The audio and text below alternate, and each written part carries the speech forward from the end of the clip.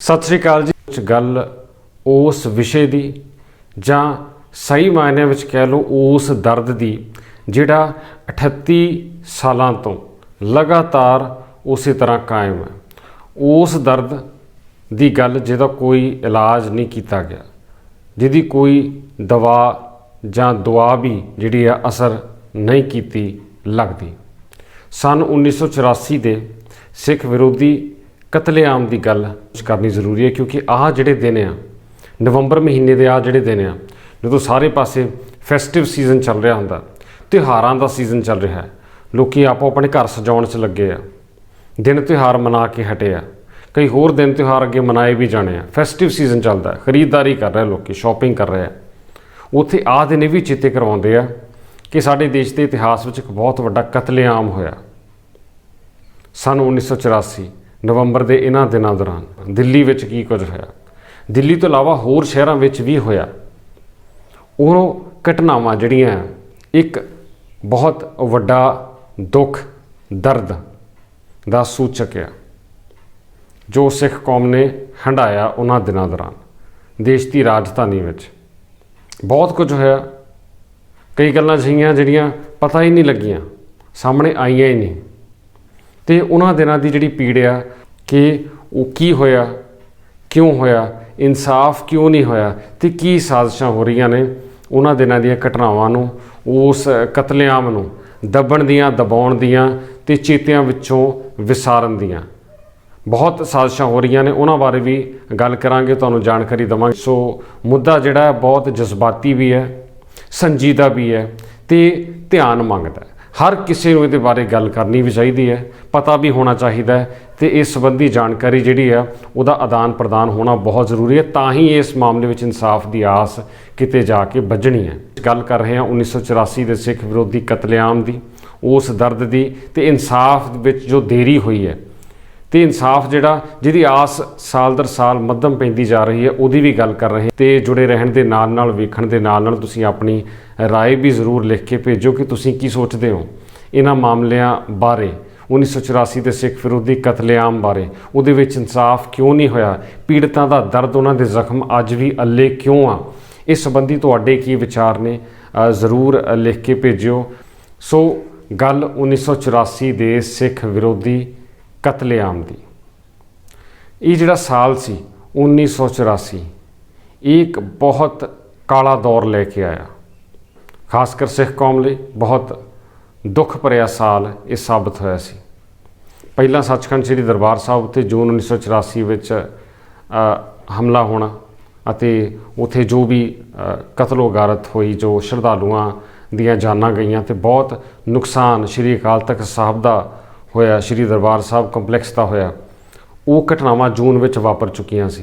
ते अगे जाके फिर अक्तूबर 31 1984 नूं जो हुंदा है अते नवंबर के पहले हफ्ते दिल्ली विच जो सिख कौम का कतलेआम अचानक शुरू हो जाता है, उस संबंधी भी जो भी गल होनी है वो जून 1984 के नाल जरूर जुड़नी है, क्योंकि ये चीज़ हमेशा चेते रखी जानी चाहिए है कि जदों गल होनी है नवंबर 1984 के सिख विरोधी कतलेआम की, तां गल नाल होनी है जून 1984 के सचखंड श्री दरबार साहब उत्ते हुए हमले की भी, क्योंकि जे वो हमला ना हुंदा तां ना 31 अक्तूबर 1984 की घटना वापरनी सी, ते ना ही सिख विरोधी कतलेआम की नौबत आउणी सी। ये सारियां चीज़ां आपस में जुड़दियां ने, ये समझना बहुत ज़्यादा जरूरी है। सिख कौम के सब तो वड्डे मुकद्दस स्थान उत्ते हमला होना सुभावक सी कि सिख कौम दे लई बहुत वड्डा जख्म सी। यह उस जख्म की प्रतिक्रिया आई फिर 31 अक्तूबर 1984 नूं, ते उस तो बाद फिर सिख कौम के खिलाफ एक कतलेआम का दौर शुरू होता है।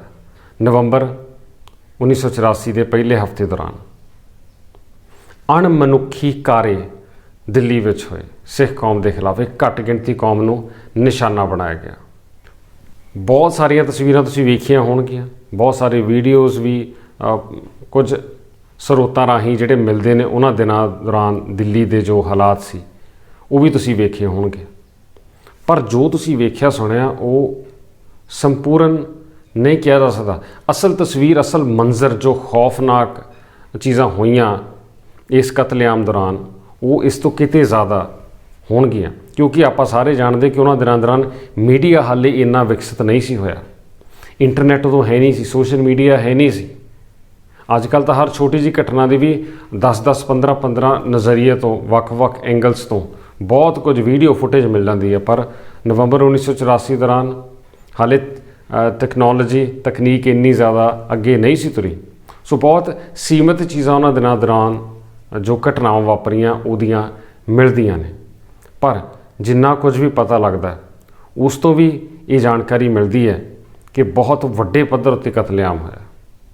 एक तरह के नाल सब कुछ खुला सी, गुंडा अंसरां नूं ते कातलां नूं हथियारां दी भीड़ नूं खुली छुट्टी मिल चुकी सी कि जिन्ना मर्जी नुकसान करो।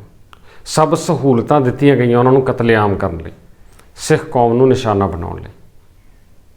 ये चीज़ साफ स्पष्ट है, वार वार ये चीज़ जांच रिपोर्ट राहीं भी सामने आ चुकी है। कोई पुलिस प्रशासन उस वेले काम नहीं सी कर रहा तो खुली छुट्टी दे दी गई सी कि सिख कौम नूं चुन चुन के निशाना बनाया जाए। ये हाल सी दिल्ली का उस वेले। तो जदों गल आपां 1984 के सिख विरोधी कतलेआम की करनी है तो एक चीज़ शुरू में ही स्पष्ट करनी बहुत ज़रूरी है।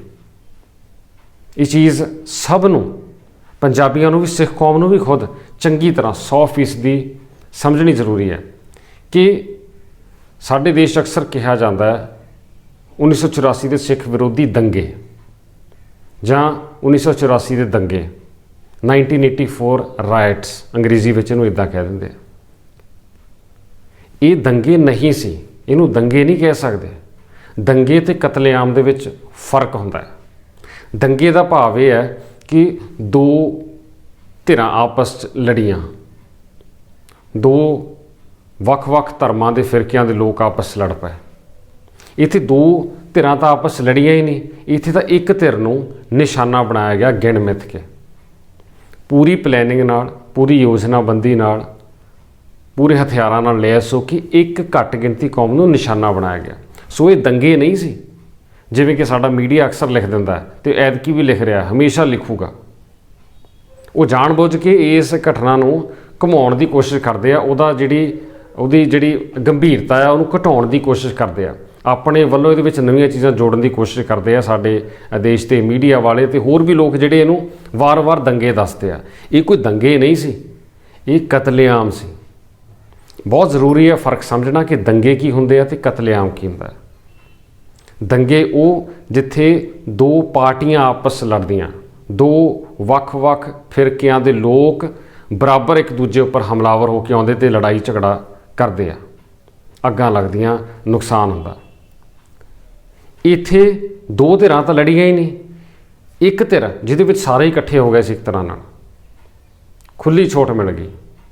उन्होंने एक भीड़ बन के एक घट गिणती भाईचारे सिख कौम नूं निशाना बनाया, नुकसान किया, बहुत वड्डे पद्धर उत्ते नुकसान किया। सो ये कतलेआम सी। ਇਹਦਾ सही जे अर्थ, जे सही लफ्ज़ तुसीं ਲੱਭਣਾ ਹੋਵੇ ਤਾਂ ਇਹ कतलेआम ही कहाऊगा। अंग्रेजी च ਇਹਨੂੰ मैसेकर या जेनोसाइड भी ਜਿਹਨੂੰ ਕਿਹਾ ਜਾਂਦਾ, ਉਹ ਚੀਜ਼ ਸੀ ਇਹ। सो दंगे ਜਦੋਂ लफ्ज़ ਵਰਤਿਆ ਜਾਂਦਾ ਨਾ 1984 ਦੇ ਲਈ ਤਾਂ ਇਹ लफ्ज़ ਜਿਹੜਾ ਇੱਕ ਸਾਜ਼ਿਸ਼ਨ ਵਾੜਿਆ ਗਿਆ ਲੱਗਦਾ ਹੈ। ਇਸ ਪੂਰੇ ਵਰਤਾਰੇ ਦੇ ਜਿਹੜੇ ਉਹਦੇ ਅਸਲ ਪਹਿਲੂ ਆ ਉਹਨਾਂ ਨੂੰ ਲੁਕਾਉਣ ਲਈ ਜਾਂ ਇਹਦੀ ਜੋ गंभीरता आ, जो अंदर ਜ਼ਾਲਮਾਨਾ चीज़ां होईयां उन्हां दा असर घटाउण लई, कि कोई वड्डी गल नहीं सी, दंगे ही सी। इस सोच नाल ये दंगा लफ्ज़ जान के वरतिया जांदा, जबकि ये दंगा नहीं सी, ये बाकायदा एक प्रॉपर तैयारी नाल कीता गया योजनाबद्ध कतलेआम की कोशिश सी। ये चीज़ स्पष्ट हो चुकी है वार वार। ये सिर्फ कहण दी गल नहीं, ये जांच रिपोर्टां विच उन्हां दिनां दे जो चशमदीद गवाह आ, जो उन्हां दिनां दौरान लोग दिल्ली विच मौजूद सी, ਜਿਹੜੇ दिल्ली तो किसी तरह सुरक्षित मुड़े जां होर भी इस संबंधी जो जांच का काम होया, निरपक्ष लोग भी बहुत सारे लोग निरपक्ष जांच भी करके गए ने, उन्हां दा भी ये कहना सी कि बाकायदा एक बहुत वड्डे पद्धर ते कीता गया कतलेआम सी जां कतलेआम दी एक बहुत वड्डी साजिश सी। ये चीज़ वार वार स्पष्ट हो चुकी है। सो ये चीज़ पक्की समझनी ज़रूरी है कि दंगे नहीं सी, ये कतलेआम सी, क्योंकि कतलेआम दंगियां तो किते वड्डी चीज़ हुंदा है ते एक तरफा हुंदा है। ते इत्थे जो भी होया 1984 ਸਿੱਖ ਕੌਮ ਦੇ ਨਾਲ ਦਿੱਲੀ 'ਚ ਉਹ ਇੱਕ ਤਰਫਾ ਹਮਲਾ ਸੀ ਅਤੇ ਇਸੇ ਦਾ ਸਿੱਟਾ ਸੀ ਕਿ ਇੰਨੇ ਵੱਡੇ ਪੱਧਰ ਉੱਤੇ ਸਿੱਖ ਕੌਮ ਦਾ ਨੁਕਸਾਨ ਹੋਇਆ। ਹਜ਼ਾਰਾਂ ਦੀ ਤਾਦਾਦ ਵਿੱਚ ਲੋਕਾਂ ਦੀ ਜਾਨ ਗਈ, ਕਿੰਨੀਆਂ ਸਿੱਖ ਔਰਤਾਂ ਦੀ ਬੇਪਤੀ ਹੋਈ। ਸਰੇਆਮ ਦਿੱਲੀ ਵਿਖੇ ਆਹ ਚੀਜ਼ ਵੀ ਹੋਈ। ਛੋਟੇ ਛੋਟੇ ਬੱਚੇ ਵੀ ਨਹੀਂ ਬਖਸ਼ੇ ਗਏ ਅਤੇ ਪਰਿਵਾਰਾਂ ਦੇ ਪਰਿਵਾਰ ਜਿਹੜੇ ਆ ਉਹ ਤਬਾਹ ਕਰ ਦਿੱਤੇ ਗਏ। ਘਰਾਂ ਨੂੰ ਚੁਣ ਚੁਣ ਕੇ ਨਿਸ਼ਾਨਾ ਬਣਾਇਆ। ਜਿਹੜੇ ਲੋਕੀ ਉਸ ਵੇਲੇ ਹਮਲਾਵਰ ਬਣ ਕੇ ਆਏ, ਭੀੜਾਂ ਕਾਤਲ ਬਣ ਕੇ ਆਈਆਂ, ਉਹਨਾਂ ਕੋਲ ਵੋਟਰ ਲਿਸਟਾਂ ਵੀ ਮੌਜੂਦ ਸੀ। ਵੋਟਰ ਲਿਸਟਾਂ ਕਿੱਥੋਂ ਆਈਆਂ? ਵੋਟਰ ਲਿਸਟ ਤਾਂ ਇੱਕ ਬਹੁਤ ਜ਼ਰੂਰੀ ਦਸਤਾਵੇਜ਼ ਹੁੰਦਾ ਜੋ ਹਰ ਕਿਸੇ ਕੋਲ ਨਹੀਂ ਹੋ ਸਕਦਾ। ਵੋਟਰ ਲਿਸਟਾਂ ਵੀ ਉਹਨਾਂ ਦੇ ਕੋਲ ਸੀ। ਘਰਾਂ ਦੀ ਪੂਰੀ ਨਿਸ਼ਾਨਦੇਹੀ ਉਹਨਾਂ ਨੇ ਪਹਿਲਾਂ ਕੀਤੀ ਸੀ। ਸੋ ਇਹਨਾਂ ਸਾਰਾ ਕੁਝ ਕਿੱਥੋਂ ਆਇਆ? ਭੀੜਾਂ ਦੇ ਕੋਲ। ਪੈਟਰੋਲ ਡੀਜ਼ਲ ਦੀਆਂ ਕੈਨੀਆਂ, ਤੇਲ ਦੀਆਂ ਕੈਨੀਆਂ ਉਹਨਾਂ ਕੋਲ ਕਿੱਥੋਂ ਆਈਆਂ? ਹਥਿਆਰ ਕਿੱਥੋਂ ਆਏ? ਮਾਰੂ ਹਥਿਆਰ।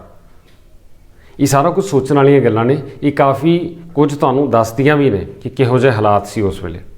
ਇੱਕ ਮਾਹੌਲ ਉਸਰ ਦਿੱਤਾ ਗਿਆ ਸੀ ਸਿੱਖ ਕੌਮ ਦੇ ਖਿਲਾਫ, ਅਤੇ ਹਮਲਾਵਰ ਲੋਕ ਜਿਹੜੇ ਸੀ ਉਹਨਾਂ ਦੇ ਦਿਮਾਗ 'ਤੇ ਵੀ ਕਤਲੋਗਰਦ ਦਾ ਭੂਤ ਪੂਰੀ ਤਰ੍ਹਾਂ ਸਵਾਰ ਹੋ ਚੁੱਕਾ ਸੀ। ਕਿ ਵਹਿਸ਼ੀਆਨਾ ਇੱਕ ਦਹਿਸ਼ਤੀ ਸੋਚ ਉਹਨਾਂ ਦੇ ਦਿਮਾਗ ਉੱਤੇ ਹਾਵੀ ਹੋ ਚੁੱਕੀ ਸੀ। ਇਸੇ ਕਰਕੇ ਉਹਨਾਂ ਨੇ ਮਾਸੂਮ ਨਿਰਦੋਸ਼ ਲੋਕਾਂ ਨੂੰ ਨਿਸ਼ਾਨਾ ਬਣਾਇਆ। ਉਹੀ ਦਿੱਲੀ, ਦੇਸ਼ ਦਾ ਦਿਲ, ਦੇਸ਼ ਦੀ ਰਾਜਧਾਨੀ, ਭਾਵੇਂ ਕੇਂਦਰ ਸ਼ਾਸਿਤ ਪ੍ਰਦੇਸ਼ ਹੈ, ਜਿਹਦੇ ਉੱਪਰ ਸਾਰੀ ਦੁਨੀਆ ਦੀ ਨਿਗਾਹ ਰਹਿੰਦੀ ਹੈ ਕਿਉਂਕਿ ਆਖਰਕਾਰ ਉਹ ਦੇਸ਼ ਦੀ ਰਾਜਧਾਨੀ ਹੈ।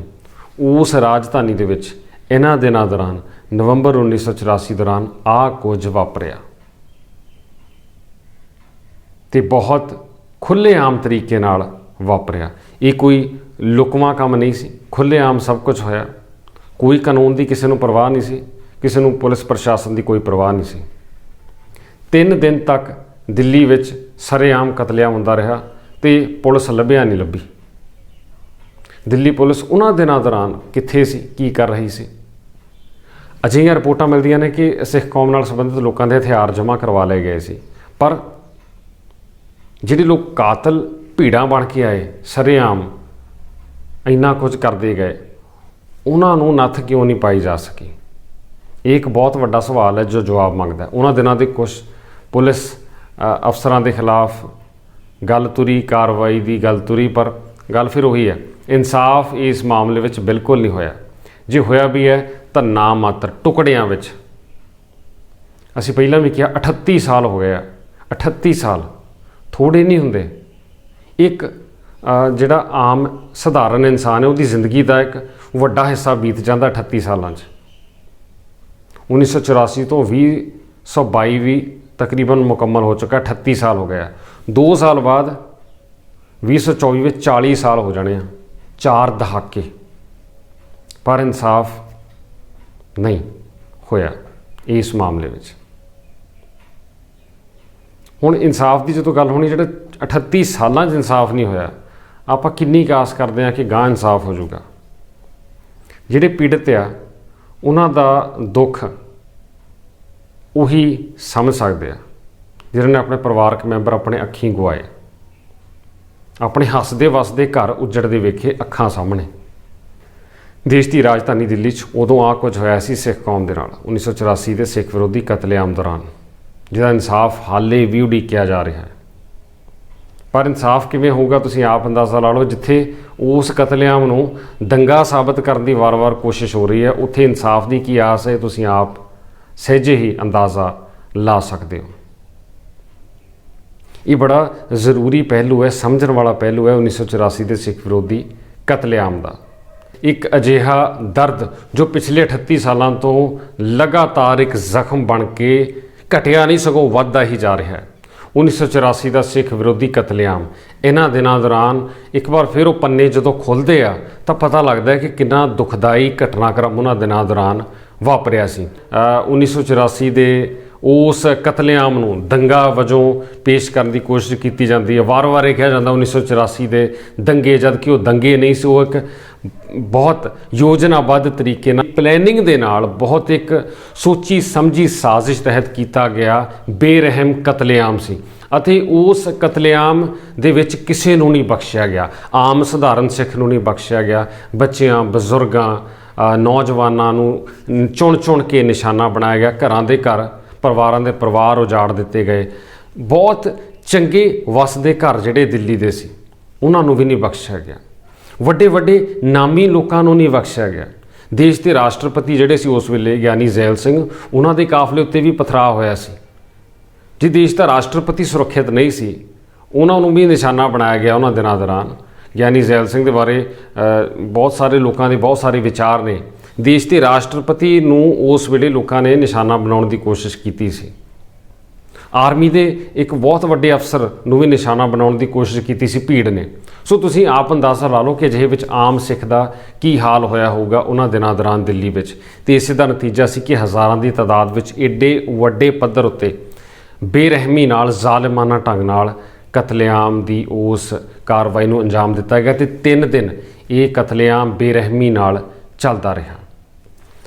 ਆਪਾਂ ਜ਼ਿਕਰ ਕੀਤਾ ਕਿ ਕਿਵੇਂ ਵਾਰ-ਵਾਰ ਇਹਨੂੰ ਦੰਗਾ ਬਣਾ ਕੇ ਪੇਸ਼ ਕਰਨ ਦੀ ਕੋਸ਼ਿਸ਼ ਕੀਤੀ ਗਈ। ਬਹੁਤ ਮਾੜੀ ਕਾਰਵਾਈ ਇਹਨੂੰ ਕਿਹਾ ਜਾਊਗਾ ਕਿ ਜਿਹੜਾ ਇੱਕ ਤਰਫਾ ਕਤਲੇਆਮ ਸੀ ਉਹਨੂੰ ਦੰਗਾ ਬਣਾਉਣ ਦੀ ਕੋਸ਼ਿਸ਼ ਹੋਈ। ਅਤੇ ਇੱਕ ਕੋਸ਼ਿਸ਼ ਨਾਲ ਇਹ ਵੀ ਹੋਈ ਹੈ ਕਿ ਜਦੋਂ ਵੀ 1984 ਦੇ ਸਿੱਖ ਵਿਰੋਧੀ ਕਤਲੇਆਮ ਦੀ ਗੱਲ ਹੁੰਦੀ ਹੈ, ਦਿੱਲੀ ਵਿੱਚ ਜੋ ਕੁਝ ਵਾਪਰਿਆ ਸਿੱਖ ਕੌਮ ਦੇ ਨਾਲ ਉਹਦੀ ਗੱਲ ਹੁੰਦੀ ਹੈ, ਤਾਂ ਉਹਦੀ ਗੱਲ ਸਿਰਫ 31 ਅਕਤੂਬਰ 1984 ਨੂੰ ਉਸ ਵੇਲੇ ਦੀ ਪ੍ਰਧਾਨ ਮੰਤਰੀ ਦੀ ਹੱਤਿਆ ਤੱਕ ਸੀਮਿਤ ਕਰਕੇ ਰੱਖੀ ਜਾਂਦੀ ਹੈ। ਜਦ ਕਿ ਅਸੀਂ ਪਹਿਲਾਂ ਵੀ ਜ਼ਿਕਰ ਕੀਤਾ ਕਿ ਇਸ ਪੂਰੇ ਘਟਨਾਕ੍ਰਮ ਨੂੰ ਜੇ ਸਮਝਣਾ ਹੈ ਤਾਂ ਜੂਨ 1984 ਦੀ ਗੱਲ ਵੀ ਨਾਲ ਹੋਣੀ ਹੈ, ਕਿਉਂਕਿ ਸ਼੍ਰੀ ਦਰਬਾਰ ਸਾਹਿਬ ਉੱਤੇ ਹਮਲਾ ਹੋਣਾ ਅਤੇ ਉੱਥੇ ਬਹੁਤ ਜ਼ਿਆਦਾ ਨੁਕਸਾਨ ਹੋਣਾ। ਸ਼੍ਰੀ ਅਕਾਲ ਤਖਤ ਸਾਹਿਬ ਦਾ ਉਸ ਵੇਲੇ ਦਾ ਜਿਹੜਾ ਢਾਂਚਾ ਸੀ ਉਹਨੂੰ ਏਡੇ ਵੱਡੇ ਪੱਧਰ ਉੱਤੇ ਨੁਕਸਾਨਿਆ ਜਾਣਾ, ਉਸ ਦਾ ਵੀ ਇਹਨਾਂ ਘਟਨਾਵਾਂ ਦੇ ਨਾਲ ਜ਼ਿਕਰ ਹੋਣਾ ਜ਼ਰੂਰੀ ਹੈ, ਕਿਉਂਕਿ ਉੱਥੋਂ ਹੀ ਸਾਰਾ ਕੁਝ ਜਿਹੜਾ ਇਹ ਸ਼ੁਰੂ ਹੋਇਆ ਸਿੱਖ ਕੌਮ ਦੇ ਨਾਲ, ਜੋ ਇਹ ਅਨਿਆਂ ਜਿਹੜਾ ਉਦੋਂ ਹੋਇਆ ਉਦੋਂ ਹੀ ਸ਼ੁਰੂ ਹੋਇਆ। ਅਤੇ ਇਸ ਪੂਰੇ ਘਟਨਾਕ੍ਰਮ ਦੇ ਨਾਲ ਜੋ ਸਿੱਖ ਕੌਮ ਦੇ ਅੰਦਰ ਇੱਕ ਦਰਦ ਸੀ ਜਾਂ ਇੱਕ ਬਹੁਤ ਵੱਡਾ ਸੰਤਾਪ ਸੀ, ਜੋ ਹਿਰਦੇ ਵਲੂੰਧਰੇ ਗਏ, ਉਹ ਜੂਨ 1984 ਤੋਂ ਹੀ ਵਲੂੰਧਰੇ ਹੋਏ ਸੀ। ਅਤੇ ਉਹਨਾਂ ਦਾ ਹੀ ਰੋਸ ਅੱਗੇ ਜਾ ਕੇ ਫਿਰ 31 ਅਕਤੂਬਰ ਨੂੰ ਨਜ਼ਰ ਆਇਆ ਸੀ। ਅਤੇ ਉਸ ਤੋਂ ਬਾਅਦ ਵੀ ਜਦੋਂ ਜ਼ਿਕਰ ਹੁੰਦਾ ਹੈ ਤਾਂ ਸਿਰਫ ਇਸੇ ਗੱਲ ਦਾ ਹੁੰਦਾ ਹੈ ਕਿ ਇੱਕ ਤਰੀਕੇ ਨਾਲ ਜੋ ਕਤਲੇਆਮ ਆ ਉਹਨੂੰ ਸਿਰਫ 31 ਅਕਤੂਬਰ ਦੇ ਨਾਲ ਜੋੜ ਕੇ ਉਦੋਂ ਤੱਕ ਹੀ ਸੀਮਿਤ ਕਰ ਦਿੱਤਾ ਜਾਂਦਾ ਹੈ। ਜਦ ਕਿ ਇਹ ਚੀਜ਼ ਵੀ ਸਮਝਣੀ ਅਤੇ ਦੱਸੀ ਜਾਣੀ ਬਹੁਤ ਜ਼ਰੂਰੀ ਹੈ ਕਿ ਜੂਨ 1984 ਵਿੱਚ ਸ਼੍ਰੀ ਦਰਬਾਰ ਸਾਹਿਬ ਉੱਤੇ ਹੋਏ ਫੌਜੀ ਹਮਲੇ ਦਾ ਪ੍ਰਤੀਕਰਮ ਸੀ 31 ਅਕਤੂਬਰ ਵਾਲੀ ਘਟਨਾ। 31 ਅਕਤੂਬਰ ਦੀ ਘਟਨਾ ਕਿਸੇ ਨੇ ਕੋਈ ਆਪਣੇ ਨਿੱਜੀ ਵਫਾਦ ਲਈ ਨਹੀਂ ਸੀ ਅੰਜਾਮ ਦਿੱਤੀ, ਉਹਦੇ ਤਾਰ ਉਧਰ ਜੁੜਦੇ ਸੀ, ਉੱਥੋਂ ਰੋਸ ਜੋ ਜਾਗਿਆ ਸੀ ਜਾਂ ਉੱਥੋਂ ਦੇ ਜੋ ਦੁੱਖ ਦਰਦ ਜੋ ਲੋਕਾਂ ਦੇ ਅੰਦਰ ਸੀ ਉਦੋਂ ਤੋਂ ਹੀ ਸੀ, ਜੂਨ ਤੋਂ ਹੀ ਸੀ। ਪਰ ਕਿੱਡੇ ਸਿਤਮ ਦੀ ਗੱਲ ਆ ਕਿ ਪਹਿਲਾਂ ਸਭ ਤੋਂ ਵੱਡੇ ਮੁਕੱਦਸ ਸਥਾਨ ਉੱਤੇ ਹਮਲਾ ਹੁੰਦਾ, ਇੰਨਾ ਨੁਕਸਾਨ ਹੁੰਦਾ, ਉਸ ਤੋਂ ਬਾਅਦ ਉਸੇ ਕੌਮ ਨੂੰ ਦੁਬਾਰਾ ਨਿਸ਼ਾਨਾ ਬਣਾਇਆ ਗਿਆ ਨਵੰਬਰ ਮਹੀਨੇ ਵਿੱਚ। ਇਹ ਇੱਕ ਬਹੁਤ ਵੱਡਾ ਦੁੱਖ ਹੈ, ਇੱਕ ਸਿਤਮ ਦੀ ਗੱਲ ਆ। ਇਹਨੂੰ ਪੂਰੀ ਤਸਵੀਰ ਨੂੰ ਸਮਝਣਾ ਬਹੁਤ ਜ਼ਰੂਰੀ ਹੈ। 1984 ਦਾ ਪੂਰਾ ਸਾਲ ਜਿਹੜਾ ਪੂਰੀਆਂ ਘਟਨਾਵਾਂ ਨੂੰ ਸਮਝਿਆ ਜਾਣਾ ਜ਼ਰੂਰੀ ਹੈ। ਪਰ ਇੱਥੇ ਘਟਨਾਵਾਂ ਨੂੰ ਅਲੱਗ-ਅਲੱਗ ਪੇਸ਼ ਕੀਤਾ ਜਾਂਦਾ। ਜੂਨ 1984 ਦੀ ਘਟਨਾ ਨੂੰ ਅਲੱਗ ਪੇਸ਼ ਕੀਤਾ ਜਾਂਦਾ ਹੈ ਅਤੇ ਅਕਤੂਬਰ ਨਵੰਬਰ 1984 ਦੀਆਂ ਘਟਨਾਵਾਂ ਨੂੰ ਅਲੱਗ ਪੇਸ਼ ਕੀਤਾ ਜਾਂਦਾ, ਜਦਕਿ ਇਹ ਘਟਨਾਵਾਂ ਆਪਸ 'ਚ ਜੁੜਦੀਆਂ ਹੈ। ਔਰ ਇਹ ਚੀਜ਼ ਸਾਰਿਆਂ ਨੂੰ ਪਤਾ ਵੀ ਹੈ, ਪਰ ਫਿਰ ਵੀ ਇਹਨੂੰ ਜਾਣਬੁੱਝ ਕੇ ਅਲੱਗ-ਅਲੱਗ ਪੇਸ਼ ਕੀਤਾ ਜਾਂਦਾ ਹੈ। 38 ਸਾਲ ਅਸੀਂ ਪਹਿਲਾਂ ਕਿਹਾ ਕਿ ਹੋ ਗਏ ਨੇ। ਬਹੁਤ ਸਾਰੀਆਂ ਜਾਂਚ ਕਮਿਸ਼ਨ ਬਣੀਆਂ, ਬੜੇ ਕਮਿਸ਼ਨ ਬਣੇ, SIT ਬਣੀਆਂ, ਕਈ ਥਾਈਂ ਹੁਣ ਮੁਕੱਦਮੇ ਖੁੱਲ੍ਹੇ ਆ, ਹੁਣ ਜਾਂਚ ਦੇ ਕੰਮ ਅੱਗੇ ਚੱਲ ਰਹੇ ਆ। ਕਿੰਨੇ ਪੀੜਤ ਦੁਨੀਆ ਤੋਂ ਜਾ ਚੁੱਕੇ ਆ ਜਿਨ੍ਹਾਂ ਨੇ ਉਹ ਦਰਦ, ਉਹ ਸਾਰਾ ਕੁਝ ਅੱਖੀਂ ਵੇਖਿਆ, ਹੰਢਾਇਆ, ਉਹ ਦੁਨੀਆ ਤੋਂ ਜਾ ਚੁੱਕੇ ਆ। ਜਿਹੜੇ ਜ਼ਿੰਦਾ ਆ ਉਹਨਾਂ ਦੇ ਅੱਖਾਂ 'ਚ ਹੁਣ ਵੀ ਹੰਝੂ ਕਰਦੇ ਆ ਉਹ ਦਿਨ ਯਾਦ ਕਰਕੇ। ਆਹ ਜਦੋਂ ਦਿਨ ਆਉਂਦੇ ਆ ਨਵੰਬਰ ਮਹੀਨੇ ਦੇ, ਆਲੇ ਦੁਆਲੇ ਲੋਕਾਂ ਨੂੰ ਜਦੋਂ ਪਟਾਕੇ ਚਲਾਉਂਦੇ, ਦੀਵੇ ਜਗਾਉਂਦੇ ਵੇਖਦੇ ਆ, ਉਹਨਾਂ ਪੀੜਤਾਂ ਦੇ ਦਿਲ 'ਤੇ ਕੀ ਬੀਤਦੀ ਹੋਊਗੀ ਜਿਨ੍ਹਾਂ ਨੇ ਇਹਨਾਂ ਹੀ ਦਿਨਾਂ ਦੌਰਾਨ ਆਪਣੇ ਘਰ ਸੜਦੇ ਵੇਖੇ। ਇਹ ਬਹੁਤ ਵੱਡਾ ਇੱਕ ਦਰਦ ਆ। ਇਹ ਸਾਰੇ ਦੇਸ਼ ਨੂੰ ਦਰਦ ਮਹਿਸੂਸ ਹੋਣਾ ਚਾਹੀਦਾ, ਕਿਉਂਕਿ ਜਿਨ੍ਹਾਂ ਦਾ ਨੁਕਸਾਨ ਹੋਇਆ ਉਹ ਵੀ ਆਪਣੇ ਦੇਸ਼ ਦੇ ਨਾਗਰਿਕ ਆ। ਸਾਡੇ ਦੇਸ਼ ਦੇ ਸ਼ਹਿਰੀ ਸੀ, ਸਾਡੇ ਦੇਸ਼ ਦੀ ਕੌਮ ਦੇ ਨਾਲ ਇਹ ਸਾਰਾ ਕੁਝ ਹੋਇਆ। ਬਹੁਤ ਸਾਰੇ ਕਮਿਸ਼ਨ ਬਣੇ, ਸਾਲਾਂ ਦੇ ਸਾਲ ਲੰਘ ਗਏ, ਕਿਸੇ ਨੇ 5 ਸਾਲ ਲਾਤੇ, 10 ਸਾਲ ਲਾਤੇ ਜਾਂਚ ਕਰਦਿਆਂ ਕੋਈ ਵੱਡਾ ਦੋਸ਼ੀ ਅੱਜ ਤਾਈਂ ਇਸ ਮਾਮਲੇ ਵਿੱਚ ਜਿਹੜਾ ਹੈ ਉਹਨੂੰ ਸਜ਼ਾ ਨਹੀਂ ਮਿਲੀ। जे कोई मिले भी तो जमानत तो बाहर आ गए। ਅਸੀਂ ਵੇਖਦੇ ਹਾਂ ਕਿੰਨੇ ਸਿਆਸੀ ਆਗੂਆਂ ਦਾ ਨਾਂ ਇਸ ਮਾਮਲੇ ਵਿੱਚ ਸਾਹਮਣੇ ਆ ਚੁੱਕਾ ਹੈ, ਪਰ ਕਿੰਨੀ ਕੁ ਸਜ਼ਾ ਹੋਈ, ਕਿੰਨੀ ਕੁ ਮਿਸਾਲੀ ਕੋਈ ਕਾਰਵਾਈ ਕੀਤੀ ਗਈ। ਕਈ ਪੀੜਤਾਂ ਨੇ ਤਾਂ ਨਿਰਾਸ਼ ਹੋ ਕੇ ਅਦਾਲਤ ਵਾਲੀ ਜਿਹੜੀ ਕਾਰਵਾਈ ਆ ਉਹ ਤੋਂ ਮੂੰਹ ਹੀ ਫੇਰ ਲਿਆ, ਕਿਉਂਕਿ ਉਹਨਾਂ ਨੂੰ ਇਨਸਾਫ ਦੀ ਆਸ ਕੋਈ ਨਜ਼ਰ ਹੀ ਨਹੀਂ ਆਈ। ਉਹਨਾਂ ਦਿਨਾਂ ਦੌਰਾਨ ਹੱਸਦੇ ਵਸਦੇ ਲੋਕ ਜਿਹੜੇ ਚੰਗੇ ਖਾਂਦੇ ਪੀਂਦੇ ਘਰ ਸੀ ਉਹ ਵੀ ਇੱਕ ਤਰ੍ਹਾਂ ਨਾਲ ਹੇਠਾਂ ਆ ਪਏ। ਇਹਨਾਂ ਨੂੰ ਨੁਕਸਾਨ ਹੋਇਆ। ਮੁੜ ਕੇ ਆਪਣੇ ਪੈਰੀਂ ਖੜੇ ਹੋਣ ਲਈ ਉਹਨਾਂ ਨੂੰ ਕਿੰਨੇ ਸਾਲ ਲੱਗੇ। ਕਈ ਹਾਲੇ ਵੀ ਸੰਘਰਸ਼ ਕਰਦੇ ਹੋਏ ਨਜ਼ਰ ਆਉਂਦੇ ਨੇ। ਉਦੋਂ ਦੇ ਉਜੜੇ ਹੁਣ ਤੱਕ ਵੀ ਜਿਹੜੇ ਆ ਉਹ ਪਹਿਲਾਂ ਵਾਂਗੂ ਪੱਕੇ ਪੈਰੀ ਨਹੀਂ ਹੋ ਸਕੇ। ਤੇ ਸਿਰਫ ਉਦੋਂ ਕਤਲੇਆਮ ਨਹੀਂ ਹੋਇਆ, ਕਤਲੇਆਮ ਤੋਂ ਇਲਾਵਾ ਲੁੱਟ ਖੋਹ ਵੀ ਬਹੁਤ ਜ਼ਿਆਦਾ ਹੋਈ। ਸਿੱਖਾਂ ਦੇ ਘਰਾਂ ਨੂੰ ਜਦੋਂ ਨਿਸ਼ਾਨਾ ਬਣਾਇਆ ਗਿਆ ਤਾਂ ਦੱਸਿਆ ਜਾਂਦਾ, ਪੀੜਤ ਗਵਾਹ ਜਿਹੜੇ ਨੇ ਉਹ ਦੱਸਦੇ ਆ, ਚਸ਼ਮਦੀਦ ਜਿਹੜੇ ਉਦੋਂ ਦੇ, ਉਹਨਾਂ ਦੱਸਣਾ ਸੀ ਕਿ ਬਹੁਤ ਸਾਰੀ ਲੁੱਟ ਖੋਹ ਵੀ ਹੋਈ, ਘਰਾਂ 'ਚ ਪਿਆ ਕੀਮਤੀ ਸਮਾਨ ਵੀ ਉਹਨੂੰ ਜਿਹੜਾ ਆ ਉਹ ਨਿਸ਼ਾਨਾ ਬਣਾਇਆ ਗਿਆ। ਉਹਨੂੰ ਵੀ ਜਿਹੜੇ ਕਾਤਲ ਹਜੂਮ ਜਿਹੜੇ ਭੀੜਾਂ ਆਈਆਂ ਸੀ ਉਹਨਾਂ ਵੱਲੋਂ ਆਪਣੇ ਨਾਲ ਲਿਜਾਇਆ ਗਿਆ। ਲੁੱਟ ਖੋਹ ਦੁਕਾਨਾਂ ਉੱਤੇ, ਕਾਰੋਬਾਰ ਵਾਲੀਆਂ ਥਾਵਾਂ ਉੱਤੇ ਹੋਣ ਦੀਆਂ ਘਟਨਾਵਾਂ ਵਾਪਰੀਆਂ। ਅਤੇ ਇਹ ਸਾਰਾ ਕੁਝ ਸਿਰਫ ਦਿੱਲੀ ਤੱਕ ਸੀਮਿਤ ਨਹੀਂ ਸੀ। ਇੱਕ ਇਹ ਵੀ ਬਹੁਤ ਵੱਡਾ ਸਮਝਣ ਵਾਲਾ ਪਹਿਲੂ ਆ ਕਿ ਜਦੋਂ ਗੱਲ ਹੁੰਦੀ ਹੈ 1984 ਦੇ ਸਿੱਖ ਵਿਰੋਧੀ ਕਤਲੇਆਮ ਦੀ, ਤਾਂ ਇਹਨੂੰ ਦਿੱਲੀ ਦੰਗੇ ਵੀ ਕਿਹਾ ਜਾਂਦਾ ਹੈ। ਦੰਗਾ ਕਹਿਣਾ ਕਿਵੇਂ ਗਲਤ ਹੈ, ਅਸੀਂ ਤੁਹਾਨੂੰ ਪਹਿਲਾਂ ਦੱਸ ਚੁੱਕੇ ਹਾਂ, ਪਰ ਦਿੱਲੀ ਤੱਕ ਸੀਮਿਤ ਕਰ ਦੇਣਾ ਇਹ ਵੀ ਸਹੀ ਨਹੀਂ, ਕਿਉਂਕਿ ਦਿੱਲੀ ਤੋਂ ਇਲਾਵਾ ਹੋਰ ਥਾਵਾਂ ਉੱਤੇ ਵੀ ਇਹ ਘਟਨਾਵਾਂ ਵਾਪਰੀਆਂ ਸੀ। ਕਾਨਪੁਰ ਵਿਖੇ, ਉੱਤਰ ਪ੍ਰਦੇਸ਼ ਦੇ ਕਾਨਪੁਰ ਵਿਖੇ ਵੀ ਸਿੱਖ ਕਤਲੇਆਮ ਦੀਆਂ ਘਟਨਾਵਾਂ ਵਾਪਰੀਆਂ। ਉਹਦੀ ਜਿਹੜੀ ਫਾਈਲ ਹੈ ਹੁਣ ਖੁੱਲ੍ਹੀ ਆ। ਉੱਤਰ ਪ੍ਰਦੇਸ਼ ਦੀ ਮੌਜੂਦਾ ਸਰਕਾਰ ਯੋਗੀ ਆਦਿੱਤਿਆਨਾਥ ਦੀ ਸਰਕਾਰ ਨੇ ਹੁਣ SIT ਬਣਾਈ ਹੋਈ ਹੈ, ਉਹਦੀ ਜਾਂਚ ਪੜਤਾਲ ਚੱਲ ਰਹੀ ਹੈ। ਕਈ ਦੋਸ਼ੀ ਫੜੇ ਗਏ ਨੇ। ਤਕਰੀਬਨ 90 ਤੋਂ ਵੱਧ ਦੋਸ਼ੀਆਂ ਦੀ ਨਿਸ਼ਾਨਦੇਹੀ ਹੁਣ ਹੋਈ ਹੈ SIT ਬਣਨ ਤੋਂ ਬਾਅਦ। ਉੱਤਰ ਪ੍ਰਦੇਸ਼, ਇਹ ਸਿਰਫ ਉੱਤਰ ਪ੍ਰਦੇਸ਼ ਦੀ ਗੱਲ ਹੈ, ਕਾਨਪੁਰ ਦੀ ਗੱਲ ਹੈ, ਉੱਥੇ 90 ਤੋਂ ਜ਼ਿਆਦਾ ਬੰਦਿਆਂ ਦੀ ਨਿਸ਼ਾਨਦੇਹੀ ਹੋਈ ਹੈ ਜਿਹੜੇ ਉਦੋਂ ਕਤਲੇਆਮ ਕਰਨ ਵਿੱਚ ਸ਼ਾਮਲ ਸੀ। ਉਹਨਾਂ ਵਿੱਚੋਂ ਕਈਆਂ ਦੀ ਗ੍ਰਿਫਤਾਰੀ ਵੀ ਹੋਈ ਹੈ, ਜਿਹੜੇ ਜ਼ਿੰਦਾ ਹੈ। ਕਈ ਤਾਂ ਜਹਾਨ ਤੋਂ ਹੁਣ ਤੁਰ ਚੁੱਕੇ ਆ, ਪਰ ਬਾਕੀ ਜਿਹੜੇ ਜ਼ਿੰਦਾ ਆ ਉਹਨਾਂ ਦੀ ਹੁਣ ਗ੍ਰਿਫਤਾਰੀ ਹੋਈ ਹੈ, ਉਹਨਾਂ ਨੂੰ ਹਿਰਾਸਤ ਵਿੱਚ ਲਿਆ ਗਿਆ, ਉਹਨਾਂ ਤੋਂ ਪੁੱਛ ਪੜਤਾਲ ਹੋ ਰਹੀ ਹੈ। ਇੱਥੋਂ ਤੁਸੀਂ ਅੰਦਾਜ਼ਾ ਲਾ ਲਓ ਕਿ ਕਾਨਪੁਰ ਵਿੱਚ ਵੀ ਕਿੱਡਾ ਵੱਡਾ ਕਤਲੇਆਮ ਹੋਇਆ ਹੋਊਗਾ, ਪਰ ਉਹਦਾ ਜ਼ਿਕਰ ਬਹੁਤ ਘੱਟ ਹੁੰਦਾ ਹੈ। ਹਰਿਆਣਾ, ਹੋਂਦ ਚਿੱਲੜ ਦਾ ਨਾਂ ਤੁਸੀਂ ਸੁਰਖੀਆਂ ਵਿੱਚ ਸੁਣ ਚੁੱਕੇ ਹੋ। ਉਹ ਵੀ ਕਿੰਨੇ ਸਾਲਾਂ ਬਾਅਦ ਕਿਤੇ ਜਾ ਕੇ ਪਤਾ ਲੱਗਾ ਕਿ ਹਰਿਆਣੇ ਵਿੱਚ ਵੀ, ਹੋਂਦ ਚਿੱਲੜ ਵਿਖੇ ਵੀ ਇਸੇ ਤਰ੍ਹਾਂ ਕਤਲੇਆਮ ਹੋਇਆ। ਇਸੇ ਤਰ੍ਹਾਂ ਇੱਕ ਹੋਰ ਸ਼ਹਿਰ ਹੈ ਬੋਕਾਰੋ, ਉੱਥੇ ਵੀ ਜਿੱਥੇ ਬਹੁਤ ਵੱਡਾ ਕਾਰੋਬਾਰ ਵੀ ਚੱਲਦਾ ਹੈ, ਇੰਡਸਟਰੀ ਫੈਕਟਰੀ ਲੱਗੀ ਹੋਈ ਹੈ, ਉੱਥੇ ਵੀ ਬਹੁਤ ਵੱਡੇ ਪੱਧਰ ਉੱਤੇ ਕਤਲੇਆਮ ਹੋਇਆ ਸੀ। ਉਹਦੀ ਫਾਈਲ ਵੀ ਬੜੇ ਸਾਲਾਂ ਬਾਅਦ ਖੁੱਲ੍ਹੀ, ਉਹਦੀ ਵੀ ਜਾਂਚ ਚੱਲੀ, ਪਰ ਜਾਂਚ ਚਲਦੀ ਚਲਦੀ ਕਿੱਥੇ ਕੁ ਪਹੁੰਚਦੀ ਆਪਾਂ ਸਾਰੇ ਜਾਣਦੇ ਹਾਂ। ਸੋ ਇਨਸਾਫ ਨਹੀਂ ਹੋਇਆ। ਹੁਣ ਕੁਛ ਆਸ ਬੱਝੀ ਹੈ ਉੱਤਰ ਪ੍ਰਦੇਸ਼ ਵਿੱਚ। ਯੋਗੀ ਆਦਿੱਤਿਆਨਾਥ ਦੀ ਸਰਕਾਰ ਨੇ ਜਿਵੇਂ SIT ਬਣਾਈ ਅਤੇ ਦੋਸ਼ੀ ਫੜੇ ਜਾਣ ਲੱਗੇ ਨੇ, ਕੁਝ ਥੋੜ੍ਹੀ ਬਹੁਤੀ ਆਸ ਹੈ ਕਿ ਕਾਨਪੁਰ ਵਾਲੇ ਮਸਲੇ 'ਚ ਸ਼ਾਇਦ ਦੇਰ ਨਾਲ ਹੀ ਸਹੀ ਕੁਝ ਇਨਸਾਫ ਹੋ ਜਾਵੇ। ਪਰ ਬਾਕੀ ਕੁੱਲ ਮਿਲਾ ਕੇ ਜੇ ਵੇਖਿਆ ਜਾਵੇ ਤਾਂ ਦਿੱਲੀ ਕਤਲੇਆਮ ਦਾ ਹਾਲੇ ਵੀ ਇਨਸਾਫ ਨਹੀਂ ਹੋਇਆ। ਬੋਕਾਰੋ ਵਾਲੇ ਮਾਮਲੇ ਵਿੱਚ ਵੀ ਹਾਲੇ ਸੰਪੂਰਨ ਮੁਕੰਮਲ ਇਨਸਾਫ ਦੀ ਉਡੀਕ ਜਾਰੀ ਹੈ। ਇਸੇ ਤਰ੍ਹਾਂ ਦੇਸ਼ ਦੇ ਹੋਰਨਾਂ ਹਿੱਸਿਆਂ ਵਿੱਚ ਵੀ ਕਿਤੇ ਥੋੜ੍ਹਾ ਕਿਤੇ ਜ਼ਿਆਦਾ ਇਸ ਤਰ੍ਹਾਂ ਸਿੱਖ ਕੌਮ ਨੂੰ ਨਿਸ਼ਾਨਾ ਬਣਾਇਆ ਗਿਆ। ਇਹ ਕਤਲੇਆਮ ਦੀਆਂ ਘਟਨਾਵਾਂ ਵਾਪਰੀਆਂ ਸੀ। ਅੱਜ ਤੋਂ ਕੁਝ ਸਾਲ ਪਹਿਲਾਂ ਤਾਂ ਕਾਨਪੁਰ ਬਾਰੇ ਵੀ ਲੋਕਾਂ ਨੂੰ ਨਹੀਂ ਸੀ ਪਤਾ, ਬੋਕਾਰੋ ਬਾਰੇ ਵੀ ਲੋਕਾਂ ਨੂੰ ਨਹੀਂ ਸੀ ਪਤਾ, ਹੋਂਦ ਚਿੱਲੜ ਬਾਰੇ ਵੀ ਜਦੋਂ ਮਾਮਲਾ ਸਾਹਮਣੇ ਆਇਆ ਤਾਂ ਪਤਾ ਲੱਗਾ। ਇੱਦਾਂ ਹੀ ਬਹੁਤ ਵੱਡੀ ਸੰਭਾਵਨਾ ਹੈ ਕਿ ਦੇਸ਼ ਦੇ ਹੋਰਨਾਂ ਹਿੱਸਿਆਂ 'ਚ ਵੀ ਕਤਲੇਆਮ ਹੋਇਆ ਹੋਵੇ, ਸਿੱਖ ਕੌਮ ਨੂੰ ਨਿਸ਼ਾਨਾ ਬਣਾਇਆ ਗਿਆ ਹੋਵੇ। ਇਹ ਤਾਂ ਜਦੋਂ ਰਿਪੋਰਟ ਆਉਂਦੀ ਹੈ, ਜਦੋਂ ਕੋਈ ਖੋਜ ਕਰਕੇ ਕੋਈ ਚੀਜ਼ ਸਾਹਮਣੇ ਲਿਆਉਂਦਾ ਤਾਂ ਪਤਾ ਲੱਗਦਾ। ਮੀਡੀਆ ਤਾਂ ਇਹ ਕੰਮ ਕਰ ਨਹੀਂ ਰਿਹਾ। ਆਜ਼ਾਦਾਨਾ ਤੌਰ 'ਤੇ ਕੰਮ ਕਰ ਰਹੇ ਲੋਕ ਜਾਂ ਖੋਜ ਕਰ ਰਹੇ ਲੋਕ ਜਾਂ ਜਿਹਨਾਂ ਦੀ ਜ਼ਮੀਰ ਜਾਗਦੀ, ਉਹ ਪੱਤਰਕਾਰ ਜਦੋਂ ਖੁਦ ਹਿੰਮਤ ਕਰਕੇ ਕੋਈ ਮਾਮਲਾ ਸਾਹਮਣੇ ਲਿਆਉਂਦੇ ਤਾਂ ਜਾ ਕੇ ਪਤਾ ਲੱਗਦਾ। ਸੋ ਇਸ ਗੱਲ ਤੋਂ ਇਨਕਾਰ ਨਹੀਂ ਕੀਤਾ ਜਾ ਸਕਦਾ ਕਿ ਹੋਰ ਥਾਵਾਂ ਉੱਤੇ ਵੀ ਇਹੋ ਜਿਹਾ ਵਹਿਸ਼ੀ ਕਤਲੇਆਮ ਉਹਨਾਂ ਦਿਨਾਂ ਦੌਰਾਨ ਹੋਇਆ ਹੋਵੇ। ਅਤੇ ਜਦੋਂ ਗੱਲ ਆਉਂਦੀ ਹੈ ਇਨਸਾਫ ਦੀ, ਤਾਂ ਬਹੁਤ ਸਾਰੇ ਵਕੀਲਾਂ ਨੇ ਕੋਸ਼ਿਸ਼ ਕੀਤੀ ਹੈ। ਐਡਵੋਕੇਟ HS ਫੂਲਕਾ ਦਾ ਨਾਂ ਆਪਾਂ ਸਾਰੇ ਜਾਣਦੇ ਹਾਂ, ਜਿਨ੍ਹਾਂ ਨੇ ਲਗਾਤਾਰ ਇੰਨੇ ਸਾਲ ਇਹਨਾਂ ਮਾਮਲਿਆਂ ਦੀ ਪੈਰਵੀ ਕੀਤੀ ਹੈ, ਲੜਾਈ ਲੜੀ ਹੈ ਇਨਸਾਫ ਲਈ, ਪੀੜਤਾਂ ਦੇ ਲਈ ਆਵਾਜ਼ ਬਣ ਕੇ ਆਏ ਨੇ। ਹੁਣ ਉਹਨਾਂ ਨੇ ਮੰਗ ਕੀਤੀ ਹੈ ਕਿ ਇਸ ਸੰਬੰਧੀ ਟਰੂਥ ਕਮਿਸ਼ਨ ਬਣਾਇਆ ਜਾਵੇ, ਕਿ ਇਸ ਮਾਮਲੇ ਦਾ ਸੱਚ ਸਾਹਮਣੇ ਲਿਆਉਣ ਲਈ ਇੱਕ ਸੱਚ ਆਧਾਰਿਤ ਕਮਿਸ਼ਨ ਬਣਨਾ ਬਹੁਤ ਜ਼ਰੂਰੀ ਹੈ। ਜਿਹੜਾ ਨਿਰਪੱਖ ਢੰਗ ਨਾਲ ਸੱਚ ਸਾਹਮਣੇ ਲਿਆਵੇ ਕਿ ਉਹਨਾਂ ਦਿਨਾਂ ਨਾਲ ਅਸਲ 'ਚ ਹੋਇਆ ਕੀ ਸੀ, ਕਿਹਦੇ ਇਸ਼ਾਰੇ ਤੇ ਕੀ ਕੁਝ ਹੋਇਆ। ਇਹ ਵੀ ਇੱਕ ਮੰਗ ਹੈ ਜਿਹੜੀ HS ਫੂਲਕਾ ਵੱਲੋਂ ਕੀਤੀ ਗਈ ਹੈ। ਇਸੇ ਤਰ੍ਹਾਂ ਭਾਰਤੀ ਜਨਤਾ ਪਾਰਟੀ ਦੇ ਆਗੂ RP ਸਿੰਘ ਉਹਨਾਂ ਨੇ ਵੀ ਲੰਘੇ ਕੱਲ੍ਹ ਇਸ ਸੰਬੰਧੀ ਇੱਕ ਨਵੇਂ ਸਿਰਿਓਂ ਸਾਰੇ ਦਸਤਾਵੇਜ਼ ਸਾਹਮਣੇ ਲਿਆਉਣ ਦੀ ਮੰਗ ਕੀਤੀ ਹੈ। ਕੇਂਦਰੀ ਮੰਤਰੀ ਨੂੰ ਪੱਤਰ ਵੀ ਲਿਖਿਆ ਕਿ ਇਸ ਸੰਬੰਧੀ ਉਹਨਾਂ ਦਿਨਾਂ ਦਾ ਸੱਚ ਜਿਹੜਾ ਸਾਹਮਣੇ ਲਿਆਂਦਾ ਜਾਵੇ, ਦਸਤਾਵੇਜ਼ਾਂ ਸਮੇਤ ਸੱਚ ਸਾਹਮਣੇ ਲਿਆਂਦਾ ਜਾਣਾ ਜ਼ਰੂਰੀ ਹੈ।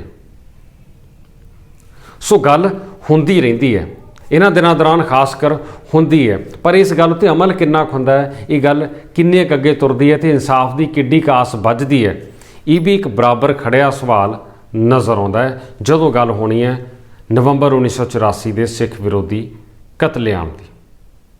ਇਸ ਕਤਲੇਆਮ ਦਾ ਇੱਕ ਹੋਰ ਬਹੁਤ ਵੱਡਾ ਪਹਿਲੂ ਹੈ ਸਿਆਸਤ।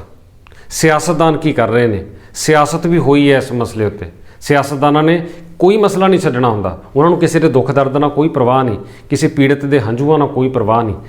ਸੋ ਦੇਸ਼ ਦੀ ਖਾਤਰ, ਦੇਸ਼ ਦੇ ਲੋਕਾਂ ਦੀ ਖਾਤਰ, ਅੰਤਰਰਾਸ਼ਟਰੀ ਪੱਧਰ ਉੱਤੇ ਸਾਡੇ ਦੇਸ਼ ਦੀ ਸਾਖ ਦੀ ਖਾਤਰ 1984 ਦੇ ਸਿੱਖ ਵਿਰੋਧੀ ਕਤਲੇਆਮ ਦਾ ਇਨਸਾਫ ਜ਼ਰੂਰ ਹੋਵੇ। ਸੁਹਿਰਦਤਾ ਨਾਲ ਸਰਕਾਰਾਂ ਕਾਰਵਾਈ ਕਰਨ, ਦੋਸ਼ੀਆਂ ਨੂੰ ਫੜਨ, ਤਾਂ ਕਿ ਪੀੜਤਾਂ ਦਾ ਜਿਹੜਾ ਨੁਕਸਾਨ ਹੋਇਆ ਉਹਨੂੰ ਕੁਝ ਹੱਦ ਤੱਕ ਤਾਂ ਉਹਨਾਂ ਨੂੰ ਕੁਝ ਧਰਵਾਸ ਮਿਲੇ, ਕੁਝ ਉਹਨਾਂ ਦਾ ਦੁੱਖ ਦਰਦ ਘਟੇ।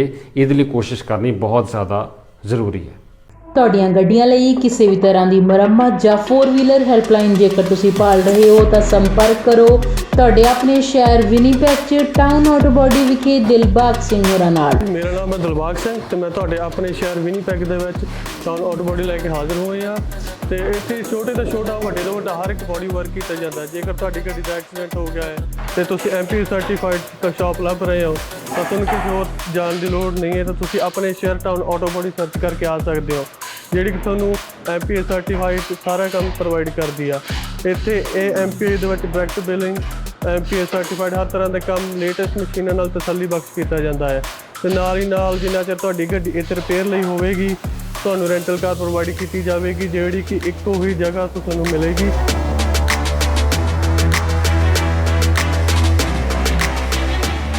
ਰੈਂਟਲ ਕਾਰ ਨਾ ਕਿ ਬਲਕਿ ਵਿਨੀਪੈਗ ਸਗੋਂ ਦੀ ਅਸੀਂ ਬ੍ਰੈਂਡਨ ਵਿੱਚ ਵੀ ਪ੍ਰੋਵਾਈਡ ਕਰਦੇ ਹਾਂ। ਸਪੋਜ਼ ਤੁਹਾਡੇ ਕੋਲ MPA ਕਲੇਮ ਆ, ਅਸੀਂ MPA ਸਰਟੀਫਾਈਡ ਆ, ਸੋ MPA ਕਲੇਮ ਦੇ ਵਿੱਚ ਸਿੱਧਾ ਡਾਇਰੈਕਟ ਬਿਲ ਕਰਦੇ ਆ MPI ਨੂੰ।